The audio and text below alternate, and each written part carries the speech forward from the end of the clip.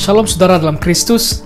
Hari ini kita belajar firman Tuhan yang telah kita baca pada minggu lepas, yaitu firman Tuhan yang diambil daripada Injil Markus pasal yang pertama ayat 21 hingga 28. Sebelum itu mari kita berdoa saudara. Tuhan Allah Bapa kami di surga, kami mengucap syukur, terima kasih atas peluang dan kesempatan ini karena kami dapat beribadah dan kami dapat mendengarkan firman-Mu Tuhan. Tuhan, biar Roh Kudus-Mu Tuhan bekerja di dalam setiap hati pikiran kami supaya kami melihat firman-Mu Tuhan berkuasa di dalam kehidupan kami.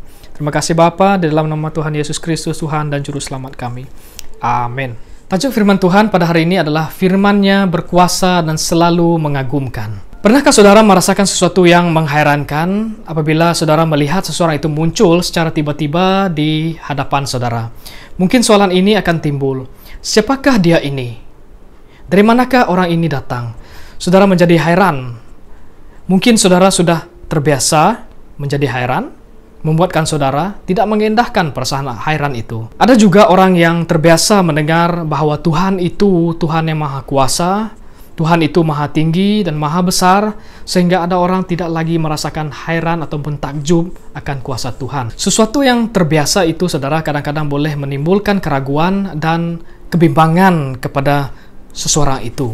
Perkongsian firman Tuhan pada hari ini diambil daripada Markus pasal yang pertama dari ayat 21 hingga 28. Dan di dalam perikop ini Markus menulis Injilnya untuk menguatkan komuniti Kristen, lebih-lebih lagi orang yang bukan Yahudi di Roma yang mengalami penganiayaan oleh kerajaan Rom pada masa itu. Firman Tuhan ini juga ditulis untuk ditujukan kepada kita sekarang sebagai orang Kristen. Sebelum itu, mari kita membaca firman Tuhan dan saya akan membaca terjemahan bahasa Indonesia. Mari saudara, kita sama-sama melihat firman Tuhan. Markus pasal yang pertama ayat 21 hingga 28. Mereka tiba di Kapernaum. Setelah hari Sabat mulai, Yesus segera masuk ke dalam rumah ibadat dan mengajar. Mereka takjub mendengar pengajarannya sebab ia mengajar mereka sebagai orang yang berkuasa, tidak seperti ahli-ahli Taurat. Pada waktu itu, di dalam rumah ibadat itu ada seorang yang kerasukan roh jahat. Orang itu berteriak, "Apa urusanmu dengan kami? Hai Yesus orang Nazaret, engkau datang hendak membinasakan kami. Aku tahu siapa engkau, yang kudus dari Allah." Tetapi Yesus mengherdiknya, katanya, "Diam, keluarlah daripadanya." Roh jahat itu menggoncang-goncang orang itu dan sambil menjerit dengan suara nyaring, ia keluar daripadanya. Mereka semua takjub sehingga mereka memperbincangkan, katanya, "Apa ini? Satu ajaran baru?" Ia berkata-kata dengan kuasa. Roh-roh jahat pun diperintahkannya, mereka tetap taat kepadanya. Lalu tersebarlah cepat kabar tentang dia ke segala penjuru di seluruh Galilea. Kita lihat pada ayat 21 hingga 22. Yesus berada di Kapernaum dan mengajar di rumah ibadat. Peristiwa di dalam perikop ini berfokus kepada pertarungan yang dramatis di antara Yesus dan roh jahat, yaitu pada ketika hari Sabat. Pertama kita lihat firman Tuhan yang dibawa oleh Yesus itu penuh dengan otoriti. Kata otoriti ini boleh dikaitkan dengan perkataan dibebaskan ataupun diizinkan. Markus 1:21 mengatakan Yesus dan beberapa orang muridnya pergi ke Kapernaum. Kenapa Yesus pergi ke Kapernaum? Kita boleh mengetahui hal itu apabila kita membaca Injil Matius pasal yang keempat dari ayat 13 hingga 16 yang mengatakan Yesus harus datang untuk menyatakan tentang kedatangan kerajaan Allah dan untuk membebaskan umatnya.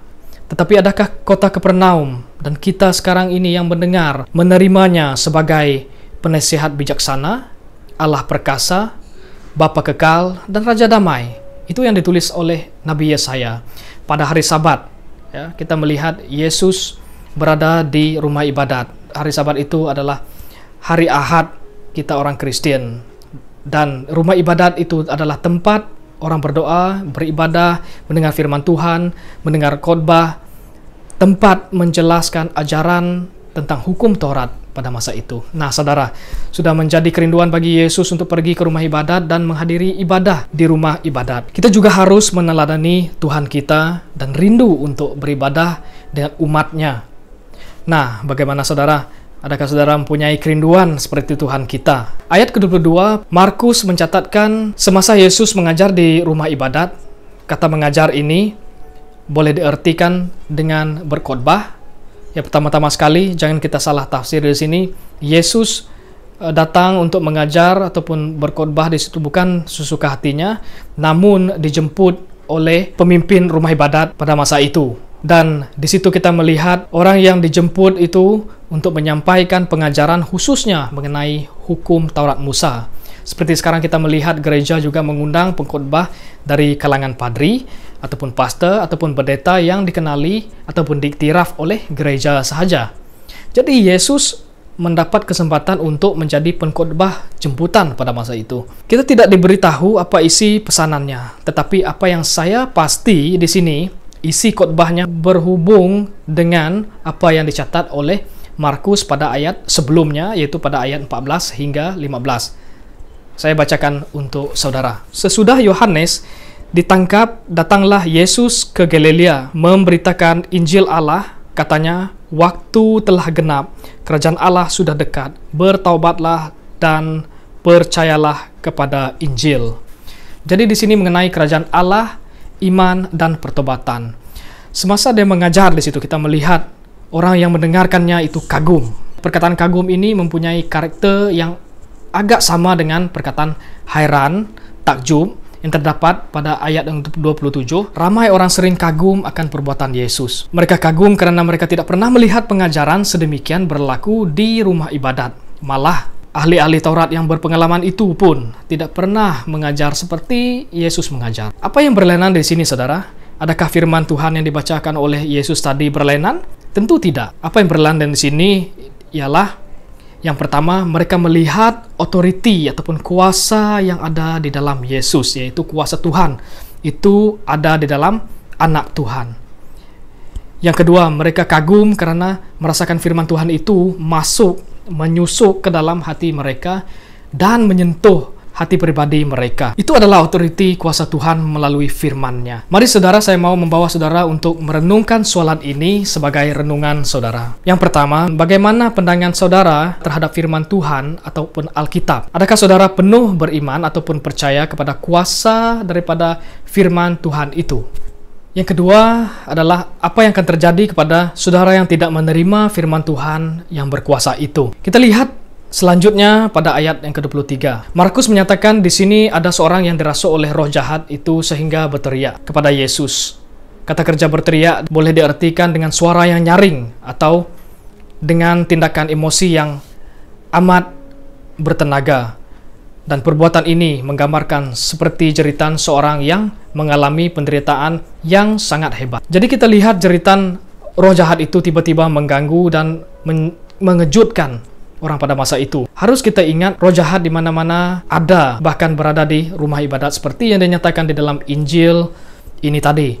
Coba kita perhatikan roh yang mengganggu. Ketika itu kebenaran Tuhan sedang dinyatakan. Dan saya percaya saudara pernah mengalami hal ini apabila saudara ingin mencari kebenaran.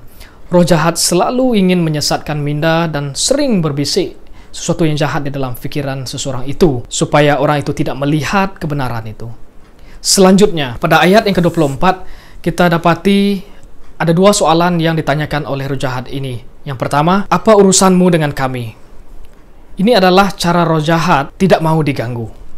Seperti orang yang melakukan sesuatu jahat, tidak mau diganggu. Perhatikan perkataan kami. Di dalam ayat ini, roh jahat ini mungkin berbicara mengenai pihak roh jahat yang ada di dalam orang itu. Soalan yang kedua, engkau datang hendak membinasakan kami? Dari perspektif roh jahat ini, ia merujuk kepada penghakiman terakhir ataupun kiamat, judgment day. Karena mereka tahu Yesus datang untuk menghakimi semua orang, termasuk mereka, roh-roh jahat ini. Tetapi di sini kita melihat mereka takut karena mereka tidak tahu bila agaknya Yesus akan datang membawa mereka ke muka pengadilannya. Selain itu, roh jahat itu tahu bahwa Yesus mempunyai kuasa untuk campur tangan dalam membinasakan mereka. Dan Yesus juga mampu membebaskan seseorang itu daripada kuasa mereka. Tetapi amat sedih sekali apabila ramai orang tidak mahu dibebaskan, tidak mahu diubah, walaupun sudah pernah mendengar tentang Tuhan Yesus, tapi masih mau juga dikuasai oleh roh-roh jahat di luar sana dan masih lagi mempercayai kepada mereka yang membawa kepada kebinasaan hidup dan roh. jangan roh binasa. Ayat 25, sejurus selepas itu roh jahat itu berkata kepada Yesus, lalu Yesus mengherdik roh jahat itu. Kata mengherdik di sini adalah menegur dengan sekeras-kerasnya. Yesus berkata, diam. Perkataan diam ini menunjukkan bagaimana respon Yesus terhadap kata-kata iblis ataupun roh jahat itu dengan tegas sekali. Tindakan Yesus mengherdik sedemikian supaya roh jahat itu tidak langsung mengganggu semasa dia menyampaikan kebenaran firman Tuhan, dan mungkin juga supaya si iblis itu tidak menguasai pikiran mereka di situ yang mendengar khotbahnya. Di dalam ayat ini sekali lagi kita melihat Yesus dengan kuasanya ataupun otoritinya diperlihatkan. Walaupun kuasa jahat itu telah menguasai orang itu, tetapi Yesus mempunyai kuasa mutlak atas mereka. Lalu Yesus memerintahkan roh jahat itu keluar daripada orang itu. Kemudian terus kepada ayat 26, di mana Markus mencatatkan saat itu roh itu menjerit lalu membuat orang itu seperti digoncangkan dengan amat dahsyat sekali, sehingga orang itu menjerit dengan suara nyaring, dan kemudian barulah dia keluar daripada badan orang itu. Hal ini seperti iblis yang mencobai tidak mau menurut perintah Tuhan itu, tetapi akhirnya ia harus tunduk kepada otoriti Tuhan itu ataupun kuasa Tuhan dan keluar daripada orang itu. Pada ayat 27, mereka di situ diperlihatkan heran ataupun takjub, sehingga mereka bercakap sama sendiri dan memperbincangkan apa yang telah terjadi. Mereka berbisik antara satu sama lain, apa ini? Suatu ajaran baru? Ia memiliki kuasa seperti itu. Bahkan roh-roh jahat tunduk kepada perintahnya. Jadi orang-orang di situ kagum, tetapi pada waktu yang sama mereka berasa takut. Selepas melihat apa yang terjadi, mereka menyadari sesuatu yang baru telah muncul di hadapan mereka, yaitu kuasa kekuatan baru. Jadi firman Tuhan itu sungguh berkuasa, dan firman Tuhan itu memberi kekuatan kepada kita yang mencari Tuhan. Harus kita fahami, mukjizat yang dilakukan oleh Yesus terjadi karena kuasa Tuhan itu menyertai dia. Pada ayat 28 dengan mengatakan, berita tentang Yesus tersebar dengan cepat ke seluruh Galilea. Markus memberitahu kita ini adalah kali pertama Yesus pergi ke rumah ibadat, dan seterusnya kalau kita membaca selanjutnya kita dapati selepas itu Yesus dan pengikutnya pergi ke seluruh rumah ibadat di Galilea dan memberitakan Injil serta mengusir roh-roh jahat. Saudara dalam Kristus, selepas kita mendengar firman Tuhan tadi, kita dapati ada sesuatu yang kita tidak dapat lakukan sebagai manusia. Jadi, selepas itu, apa yang harus kita lakukan? Kalau kita lihat apa yang tidak dapat kita lakukan sebagai manusia, yang pertama sekali, secara manusiawi kita tidak mempunyai apa-apa kuasa pun. Jika kita tidak mengandalkan kuasa Tuhan yang membebaskan kita, kita memang tidak mampu bebas daripada kuasa roh jahat atau kuasa dosa yang ada di dalam kita. Kuasa roh jahat tadi merupakan sesuatu pribadi yang ada di dalam manusia, yang boleh membuatkan seseorang itu menjadi pelik ataupun aneh. Contohnya, apabila seseorang itu seringkali mempengaruhi orang lain untuk membenci, membentingkan diri sendiri, mengecam masyarakat, tidak ada kedamaian ataupun perdamaian, dan sebagainya. Jadi saudara, roh jahat ini membuatkan seseorang itu menjadi terasing daripada pribadi sebenar. Jadi tanpa kuasa Tuhan, kita tidak mampu mengubah diri kita menjadi lebih baik. Akhirnya kita terus tinggal di dalam kegelapan. Markus di dalam Injilnya tadi menggambarkan Yesus sebagai orang yang berkuasa. Kuasanya sangat nyata ketika dia mengajar, mengusir roh jahat, dan dia sedia untuk mengubahkan orang itu. Kitab Ulangan 18:18, Tuhan semesta alam berfirman akan memberikan firman-Nya kepada dia, yaitu Yesus, supaya dia menyatakan kuasanya, dan dia juga harus mati demi menebus dosa saudara dan saya. Jadi melalui iman dan kepercayaan kita kepada Yesus, kita mampu dipulihkan dan diubahkan, dan tidak ada Tuhan-Tuhan lain yang harus diandalkan kecuali Yesus Kristus Tuhan kita. Mazmur 111 ayat 10 memberitahu kita, orang yang menghormati dan taat kepada perintah Tuhan adalah orang yang bijak. Jadi serahkan diri kita kepadanya. Bagaimana? Percaya dan berpegang teguh kepada kuasa firman-Nya di dunia ini. Kedua, bagaimana dengan aplikasi kehidupan kita secara individu, gereja, keluarga, dan masyarakat? Markus membawa kita untuk melihat bagaimana tindakan Kristus menyatakan kuasanya kepada roh jahat itu tadi. Dia berkuasa atas semuanya, bahkan yang paling kecil dan paling buruk di dalam kita. Bagi gereja, asas gereja adalah firman Tuhan. Gereja membawa firman Tuhan yang memberi hidup kepada roh-roh yang masih belum mengenal Tuhan. Jika kita lihat daripada aspek gereja semasa pandemik ini, kebanyakan gereja mengambil inisiatif untuk membuat ibadah dan aktiviti secara online. Tetapi sejauh mana kita mengambil serius tentang perkara ini? Tapi sedih sekali apabila ada yang tidak dapat mengikuti ibadah ini. Soalnya di sini, sejauh mana ibadah kita kepada Tuhan? Adakah kita masih beribadah kepada Tuhan? Apakah tindakan kita sebagai orang yang percaya? Adakah kita mengambil berat tentang pelayanan gereja? Jadi, firman Tuhan hari ini menegur kita supaya kita kembali dan tunduk kepada firman-Nya. Mungkin ini adalah salah satu cara Tuhan menyuruh kita retreat ataupun berundur daripada kehidupan kita yang sedia kala. Setiap kita yang percaya ini adalah gereja. Ini adalah masa kita untuk menjadi gereja kepada keluarga kita, kepada saudara kita. Itu adalah ibadah kita kepadanya. Dan inilah masa kita beribadah bersama-sama keluarga dan saudara di rumah, supaya kita melihat kuasa Tuhan, firman Tuhan itu yang luar biasa, yang mampu mengubah sesuatu di dalam kehidupan kita. Jadi sebagai gereja yang bertumbuh dan hidup di dalam firman-Nya, yaitu menunjukkan melalui pribadi kita, kita harus selalu mau berdoa untuk orang lain. Ramai orang di luar sana memerlukan setiap kita dorongan yang positif, yaitu melalui firman Tuhan. Saya bersyukur karena ada ramai saudara kita yang masih berkongsi firman Tuhan di WhatsApp, Facebook, Instagram, dan sebagainya. Tetapi, adakah kita percaya penuh kepada firman-Nya itu? Iman harus disertai dengan perbuatan. Sebagai gereja harus mendorong rakan dan keluarga seiman dengan selalu berdoa, dengan membaca firman Tuhan. Jangan kita jemu memperingatkan mereka setiap hari. Ingat saudara, jangan sampai kuasa lain merampas iman saudara kita. Akhirnya kita menyalahkan orang lain. Jangan kita terus menyalahkan orang lain, tetapi reflect kembali di mana kekurangan dan kelemahan, dan kita mulai mengatur strategi kita kembali kepada Tuhan. Saudara dalam Kristus, jangan berhenti memberitakan firman Tuhan. Di aspek keluarga, keluarga adalah pemberian Tuhan yang paling spesial kepada kita. Jadi, mendidik keluarga kita melalui firman Tuhan adalah sangat-sangat penting. Ajar mereka untuk mengandalkan Tuhan Yesus. Didik mereka dengan nilai-nilai Kristen dan dimulai daripada pribadi kita menjadi sebagai ketua keluarga, yaitu melalui cara kita melayani antara satu sama lain harus melihat dan berpusat kepada pribadi Yesus.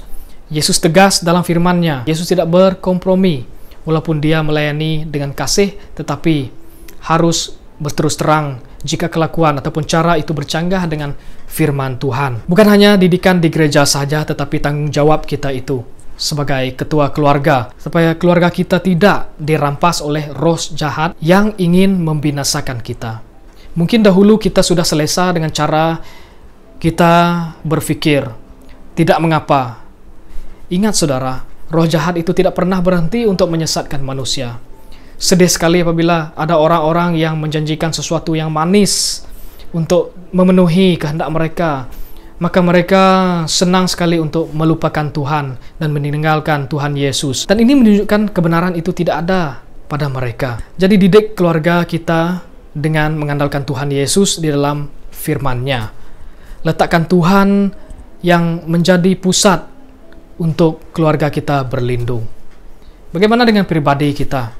Mungkin ada sesuatu yang sering mengganggu kita seperti sekarang kita lihat pekerjaan, keuangan, perhubungan, kesehatan, dan semua ini boleh mengganggu emosi kita dan membuatkan seseorang itu menjadi terhad untuk melihat Tuhan.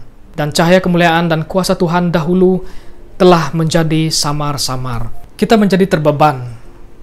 Saudara, firman Tuhan menguatkan kita kembali. Datang kepadaku mereka yang berbeban berat, aku akan memberi ketenangan, kedamaian. Saudara yang dikasihi oleh Tuhan Yesus, firman Tuhan mengingatkan kita dan menguatkan saudara dan juga saya untuk terus mengandalkan Tuhan Yesus. Bagi mereka yang belum percaya, mungkin ada kita yang sukar untuk mengubah persepsi kita tentang Tuhan, persepsi kita yang salah mengenai Tuhan, mari saudara, jangan menunggu lama-lama. Nanti hati kita menjadi keras. Jangan sampai sudah terlambat. Ya, memang benar, tidak dinafikan, memang sukar untuk mengenali dan memahami Tuhan, tetapi itu bukan satu alasan. Mungkin inilah masanya untuk Anda untuk melihat Tuhan itu Maha Kuasa, Maha Tahu, Maha Hadir. Yang pasti sekali, firman Tuhan itu selalu mau datang untuk mengubah saudara daripada yang salah kepada yang benar. Yang pasti saudara, ia mampu mengubah saudara menjadi lebih baik seperti yang Tuhan ingini. Jika kamu mengakui dosa kamu, Tuhan akan mengampuni dan membebaskan kamu yang benar-benar ingin bertobat. Dan Dia akan menyucikan kamu dari segala dosa kamu. Jadi, tinggal kita kembali kepada Tuhan melalui kita berdoa, rendahkan hati kepada Tuhan, terus mengandalkan Tuhan, yaitu Tuhan Yesus, yang mampu mengubah segala sesuatu di dalam kehidupan kita. Jika dulu kita kurang membaca firman-Nya, inilah masa kita untuk membaca dan merenungkan firman-Nya. Jika dahulu kita kurang berdoa, ataupun tidak pernah berdoa, inilah masanya untuk kita mendekati Tuhan, berdoa, menyerahkan diri kepada pelindungan-Nya. Jadi saudara, kesimpulannya yang terakhir sekali, Kristus telah dan ingin memanggil kita untuk menjadi pengikut-Nya, untuk melayani dalam kekuasaan-Nya. Tuhan Yesus berpesan kepada pengikut-Nya, sebelum Dia naik ke surga, Dia menghampiri mereka sambil berkata, "Aku telah diberikan segala kuasa di surga dan di bumi. Pergilah kepada semua bangsa di seluruh dunia dan jadikan mereka sebagai pengikutku. Baptiskanlah mereka dengan menyebut nama Bapa, Anak, dan Roh Kudus. Ajarlah mereka mentaati segala yang sudah aku perintahkan. Ingatlah, aku akan sentiasa menyertai kamu sehingga akhir zaman." Jadi firman Tuhan mengajak kita, saudara, untuk terus memberitakan berita baik Tuhan yang berkuasa telah mengubah saudara dan saya. Jadi kongsikan pengalaman Anda dengan Tuhan yang telah mengagumkan saudara itu menjadi kekuatan dan pengharapan kepada orang lain. Melalui firman Tuhan yang telah mengubah kita, firman itu juga mampu mengubah orang lain supaya mereka menemukan kebenaran dan kembali kepada Tuhan serta tunduk kepada perintah-Nya. Sekian saja perkongsian saya. Tuhan memberkati. Amin.